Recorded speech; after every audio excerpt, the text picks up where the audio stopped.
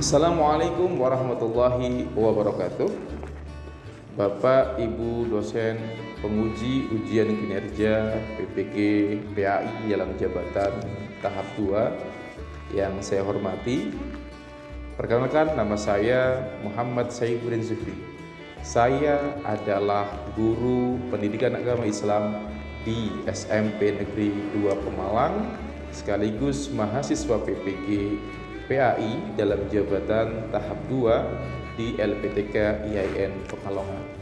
Pada hari ini, Senin 29 November 2021, saya akan melaksanakan uji kinerja berupa praktek pembelajaran yang pada kali ini saya akan melakukan praktek pembelajaran dengan materi sejarah perkembangan Islam di Nusantara. Kritik dan saran dari Bapak Ibu sangat kami harapkan untuk kemajuan dan untuk proses lebih baik daripada pembelajaran.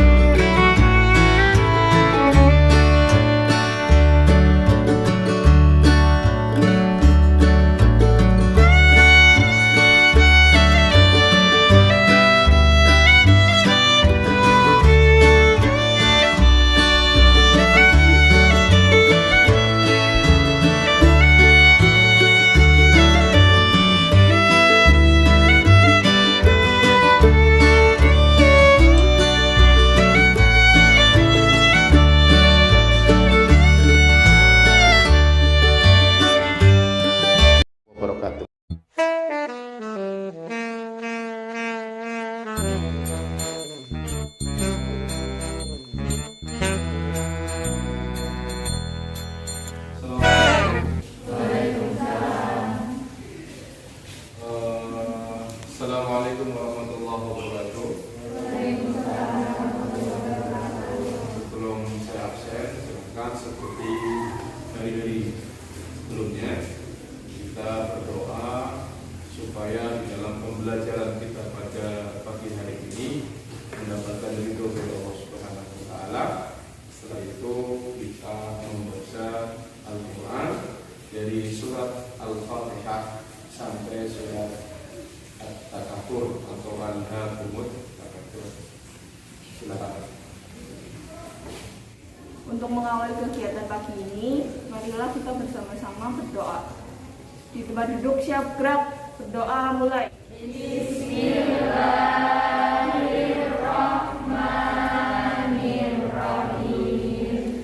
Raditu billahi rabban wa bil islami dinan wa bi Muhammadin nabiyya wa rasulah.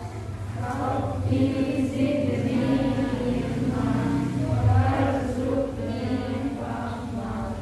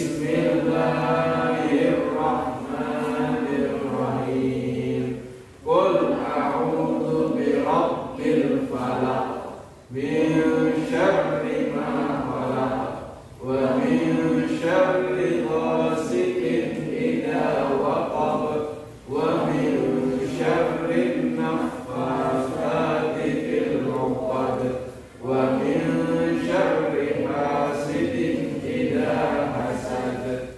Bismillahirrahmanirrahim. Qul huwallahu ahad, Allahus samad, lam yalid wa lam yulad wa lam yakul lahu kufuwan ahad. Bismillahirrahmanirrahim. Tabbat yada abi lahabin wa tab, ma aghna anhu maluhu wa ma kasab, sayasla naran dhata labin wa imra'atuhu hammalatal hatab, fi jidha hablum min masad. Bismillahirrahmanirrahim. Idza jaa nasrullahi wal fath wa ra'aitan nasa yadkhuluna fi dinillahi afwaja, fasabbih bihamdi rabbika wastaghfir, innahu kana tawwaba. Untuk selanjutnya mari kita menyanyikan lagu Indonesia Raya dan dimohon untuk berdiri. Hiduplah Indonesia Raya, 1, 2, 3. Indonesia tanah airku, tanah tumpah darahku. Di sanalah aku berdiri, cari pandu hidupku. Indonesia kebangsaanku, bangsa dan tanah airku.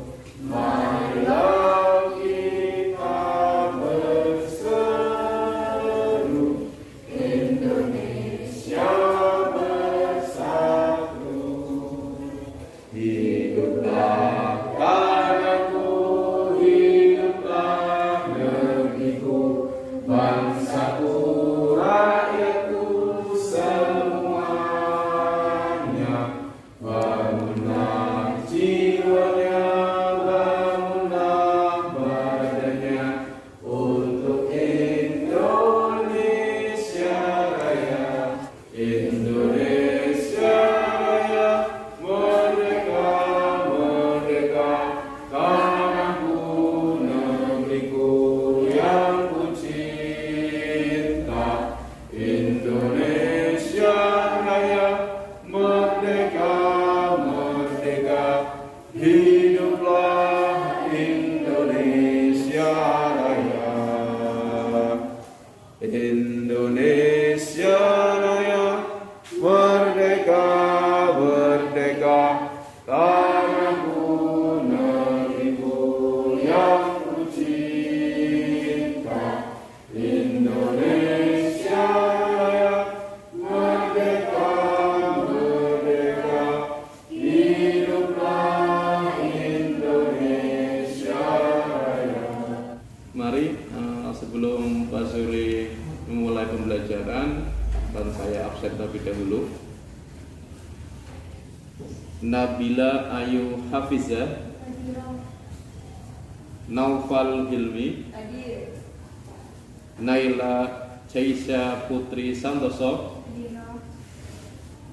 Nur Faizah Rahma, Prasasti Dwi Setyo Windiati, Regina Humaira Clarissa Putri, Raihan Ardan Chandra Priyatna tidak hadir. Safa Ramada Salsabila tidak hadir. Wita Ashifa Zahrani, ya, terima kasih. Berarti 2 anak tidak hadir ya.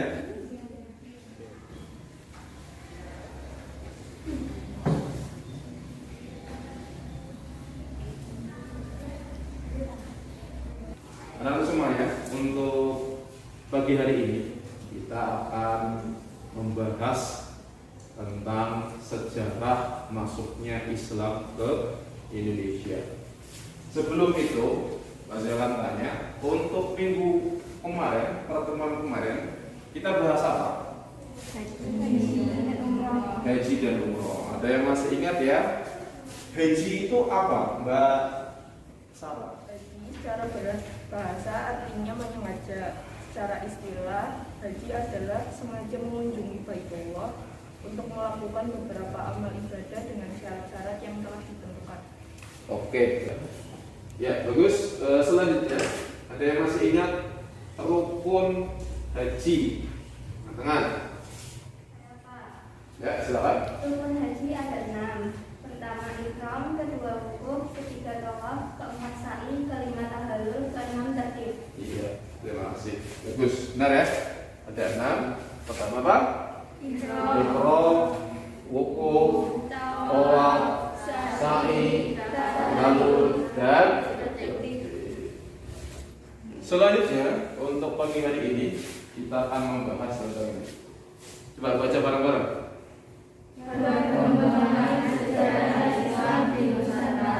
Perkembangan sejarah Islam di Nusantara. Jadi yang akan kita bahas yang pertama adalah ini. Baca dulu tujuan pembelajarannya. Yang pertama adalah mendeskripsikan kondisi masyarakat Nusantara pra-Islam. Jadi kita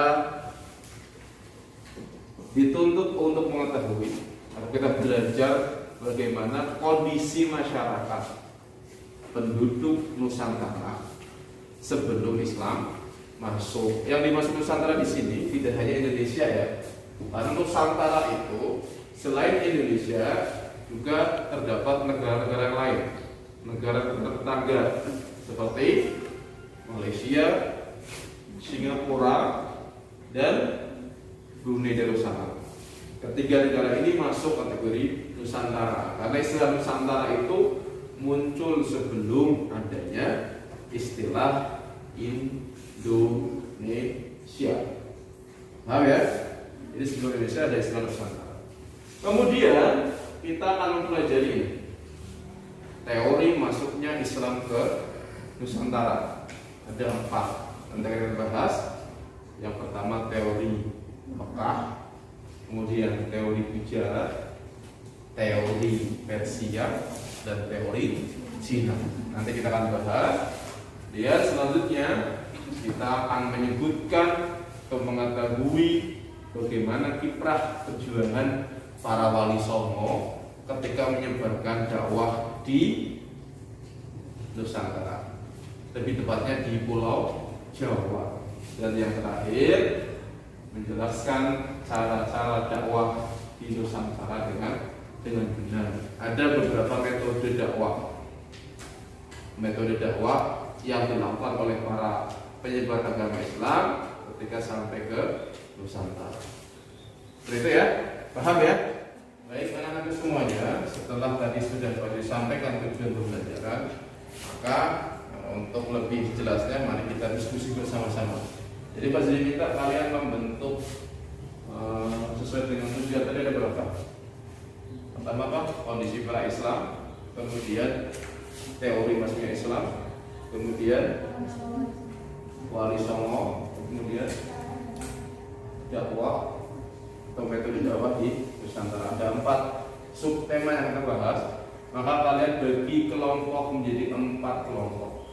Silakan bagi sesuai dengan teman-teman yang kalian anggap lebih dekat. Silakan, baik anak-anak semuanya, perhatikan ke sini. Saya akan membagi kalian menjadi 4 kelompok sesuai dengan subtema. Yang pertama kelompok 1. Kelompok 1 itu akan membahas tentang keadaan masyarakat sebelum Islam datang atau pra-Islam ya, pra-Islam. Kelompok 2, saya lagi dulu kelompok 1, 2, 3, 4. Kelompok 2 menjelaskan teori masuknya Islam di Nusantara. Kelompok 3 akan membahas tentang nama-nama Wali Songo. Wali Songo. Jadi tidak hanya Wali Songo namanya saja, sejarahnya bagaimana, kiprah dakwahnya bagaimana, kemudian di mana beliau berdakwah, kemudian apa saja nilai-nilai dakwah yang dilakukan oleh Wali Songo tersebut. Yang keempat atau kelompok 4 membahas tentang cara-cara dakwah atau metode dakwah. Metode dakwah di Nusantara. Paham ya? Ada yang ingin ditanyakan? Oke, terima kasih. Silakan kalian pelajari, diskusikan dengan kelompok masing-masing tema yang kalian akan pelajari. Oke, silakan. Anak-anak semuanya, kalian sudah diskusi bersama-sama. Silakan dari kelompok masing-masing yang akan bertanya ke kelompok lain. Silakan angkat tangan. Oke, kelompok 1 ingin bertanya kelompok berapa? Kelompok 2. Oke, silakan perkenalkan dan tanyakan sesuai dengan maksudnya. Saya Wildan dari kelompok 1 ingin bertanya ke kelompok 2. Pertanyaannya adalah sebutkan alasan yang mendasari teori Mekah. Sebutkan alasan yang mendasari teori Mekah. Yang mendasari teori Mekah. Dari kelompok 2 akan menjawab pertanyaan dari kelompok 1. Faktor-faktor yang mendasari teori Mekah adalah 1. Pada abad ke-7 yaitu tahun 674 di pantai barat Sumatera sudah terdapat perkampungan Islam. Dengan pertimbangan bahwa pedagang Arab sudah mendirikan perkampungan di Kanton sejak abad ke-4. Hal ini juga sesuai dengan berita Cina. 2. Kerajaan Samudra Pasai menganut aliran mazhab Syafi'i, di mana pengaruh mazhab Syafi'i terbesar pada waktu itu adalah Mesir dan Mekah. Sedangkan Gujarat atau India adalah penganut mazhab Hanafi. 3. Raja-raja Samudra Pasai menggunakan gelar Al-Malik, yaitu gelar tersebut berasal dari Mesir. Terima kasih. Oke, kelompok 1 sudah bertanya dan sudah jawab ke kelompok 2 bagaimana? Sudah sesuai belum? Ya. Oke. Jadi ada 3 alasan ya tadi ya. Yang pertama apa? Alasan yang mendasari teori Mekah. Ada perkampungan Arab. Ya, jadi para ahli sejarah yang menyatakan teori Mekah itu mengatakan dulu abad 7 sudah ada kampung Arab. Kesimpulannya orang Arab itu pasti orang Mekah. Nah, nggak mungkin orang Arab itu dari India. Maka dengan adanya kampung Arab menandakan bahwa di situ sudah ada orang datang dari Mekah. Makanya dinamakan teori Mekah. Kemudian yang kedua apa tadi? Iya, di Indonesia masyarakatnya mayoritas menggunakan atau mengikuti madhab Syafi'i. Sama dengan mayoritas madhab Syafi'i pada saat itu di Mekah. Yang ketiga,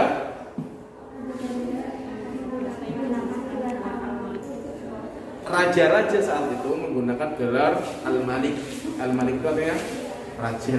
Dan itu sama dengan saat pemerintahan di Mekah. Setuju ya? Oke, sekarang kelompok yang mau bertanya kelompok berapa?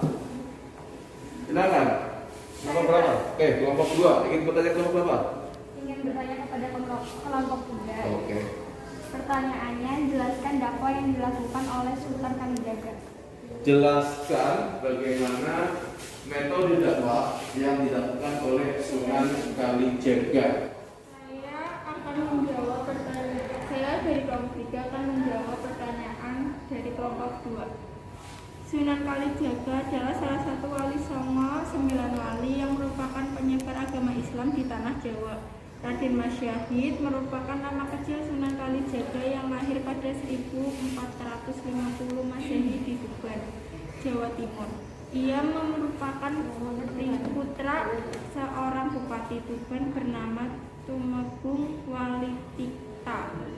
Sunan Kalijaga mengawali dakwahnya di desa Kalijaga, Cirebon. Ia mengislamkan penduduk sekitar termasuk Indramayu dan Pamanukan. Model dakwah yang dilakukan Sunan Kalijaga dengan pendekatan lewat kesenian dan kearifan lokal. Oke, bagaimana kelompok 2? Sudah, Pak. Oke, jadi kesimpulannya metode dakwah yang dilakukan oleh Wali Songo adalah dengan menggunakan kesenian dan apa tadi? Dan kearifan lokal.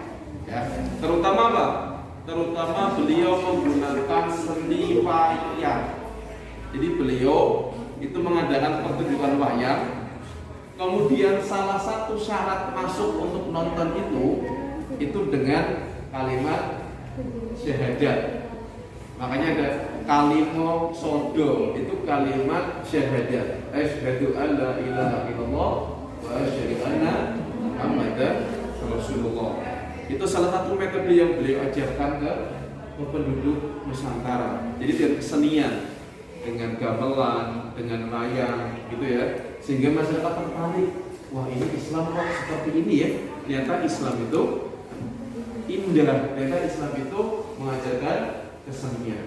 Itu salah satu metode yang dilakukan oleh Sunan Kalijaga. Oke, terima kasih kelompok 3. Silakan kelompok yang lain. Yang akan bertanya, katakan. Ya. Ada kelompok berapa? Saya ingin bertanya kepada kelompok 4. Iya, silakan. Pertanyaannya adalah, jelaskan cara dakwah para mubalik dalam bidang perdagangan. Jelaskan bagaimana dakwah para mubalik di dalam bidang perdagangan. Silakan kelompok 4. Yang mau jawab siapa? Oke. Proses penyebaran Islam melalui jalur perdagangan dilakukan oleh para pedagang muslim pada abad ke-7 sampai abad ke-16. Para pedagang muslim menggunakan kesempatan itu untuk berdakwah menyebarkan agama Islam. Mereka memiliki akhlak mulia, santun, dapat dipercaya dan jujur. Hal inilah yang menjadi daya tarik sehingga banyak penduduk Nusantara secara sukarela masuk Islam. Bagaimana kelompok 3? Oke, sependapat ya. Oke, jadi metode dakwah para mubalik itu ada berapa? Ada 5 ya. Yang pertama dengan perdagangan, yang kedua dengan pendidikan, yang ketiga dengan perkawinan, yang keempat dengan hubungan sosial, dan yang terakhir dengan kesenian. Nah, metode perdagangan atau cara dakwah melalui perdagangan itu mereka lakukan dengan cara apa? Sambil berdagang, mereka sambil berdakwah. Berdagang sambil berdakwah, menyebarkan agama Islam. Ya, misalnya ada orang yang bertanya terus dijawab, kemudian misalnya dari jual beli, bagaimana jual beli yang sesuai syariat Islam dan sebagainya. Itu metode dakwah lewat perdagangan. Oke, sekarang terakhir kelompok yang belum bertanya, kelompok berapa ini? Kelompok 4. Silakan kelompok 4 bertanya ke kelompok yang lain. Mau bertanya ke kelompok 1. Ya, silakan. Jelaskan bagaimana kondisi masyarakat sebelum Islam datang. Saya akan menjawab pertanyaan dari kelompok 4. Kondisi politik dan ekonomi Pada abad ke-7 sampai dengan abad ke-12, Sriwijaya mengalami masa kejayaan baik dalam bidang politik maupun ekonomi. Memasuki abad ke-13, Sriwijaya menunjukkan tanda-tanda kemunduran. Kekayaan alamnya sudah tidak lagi menghasilkan, kalah dengan kekayaan di Jawa. Muncul kerajaan Singosari, kemudian digantikan dengan kerajaan Majapahit. Keadaan sosial dan budaya. Peradaban yang pernah muncul dan mampu membangun suatu struktur masyarakat yang mapan pada saat itu yaitu Hindu dan Buddha. Peradaban Hindu dan Buddha sangat berpengaruh pada pembentukan struktur masyarakat di Nusantara. Masyarakat yang dibentuk dalam peradaban ini adalah masyarakat yang memiliki struktur hierarkis. Baik, semuanya. Bagaimana kelompok 4? Jawaban itu satu. Pendapat? Oke. Jadi kondisi masyarakat sebelum Islam masuk ke Indonesia itu bisa dilihat dari kondisi ekonomi dan kondisi politik, ya. Kondisi ekonomi seperti ini, bahwa abad ke-7 sampai abad 12 Sriwijaya mengalami masa kejayaan. Kemudian abad 13 Sriwijaya menunjukkan tanda-tanda kemunduran. Kemudian diganti oleh kerajaan Singosari diganti kerajaan Majapahit. Majapahit nanti diserang oleh kerajaan Demak. Nah, ini nanti akan menentukan kerajaan-kerajaan Hindu di Buddha. Yang akhirnya nanti diganti oleh kerajaan-kerajaan Islam. Seperti itu ya. Sebelum Pak Zui tutup, ada pertanyaan? Oke, kalau tidak ada, setelah ini kalian mengerjakan LKPD, lembar kerja peserta didik. Oke, anak semua ya, perhatikan ke depan. Ini ada 5 soal, 4 soal sesuai dengan subtema tadi. Silakan kalian kerjakan ya di buku tulis kalian masing-masing. Sekarang.